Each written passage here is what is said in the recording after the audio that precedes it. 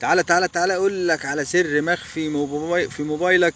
خليك تحسب اي عملة وتغير اي عملة من خلال موبايلك فقط من الآلة الحاسبة، بدون انترنت، بدون اي ما تقعد تحسب ولا تشغل بالك.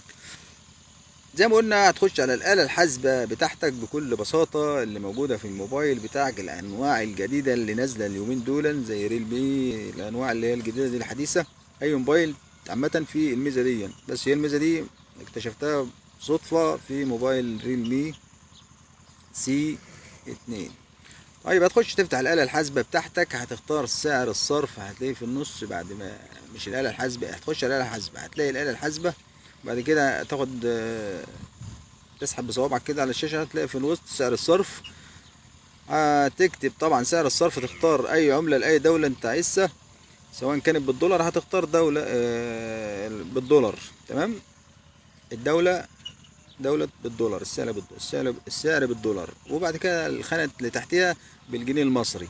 هتكتب في أول خانة بالسعر الدولار، هتكتب مثلا لو كتبت 5 دولار هيجيب لك الناتج بتاعها على طول بكل سهولة، أو 100 دولار، أي مبلغ زي ما أنت عايز هيجيب لك الناتج بتاعها بالمصري. اول خانة طبعا زي ما قلنا هتختار الدولة الدولار، لو انت عايز تغير دولار هتختار اول حاجة دولار امريكي او الدولار، تمام، او يورو، ايا كان. وبعد كده تختار الخانة التانية بالمصري، بالجنيه المصري. لو انت عايز تغيرها اكيد طبعا هتغيرها بالجنيه المصري، مش هقول تغير الدولار انت براحتك بقى، زي ما انت عايز تغيرها طبعا تتغير عادي بدون اي مشكلة. بس انا دلوقتي عايز اغير مثلا العملة بالدولار، بختار اول حاجة دولة الدولار، اول خانة اللي هكتب فيها بالمصري، والخانة التانية هكتب فيها، هختار طبعا بالجنيه المصري.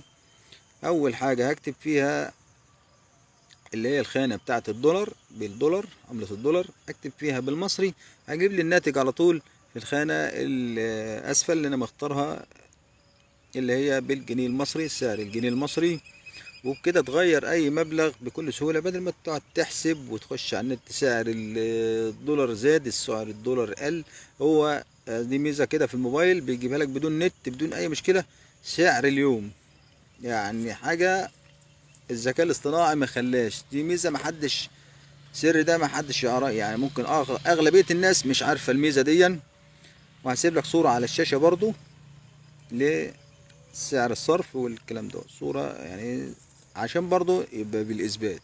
ما تنساش طبعا متابعتنا واللايك بتاعك، وشير الفيديو ده عشان يصل ناس كتيرة تتمنى انها تعرف معلومة زي دي. والسلام عليكم.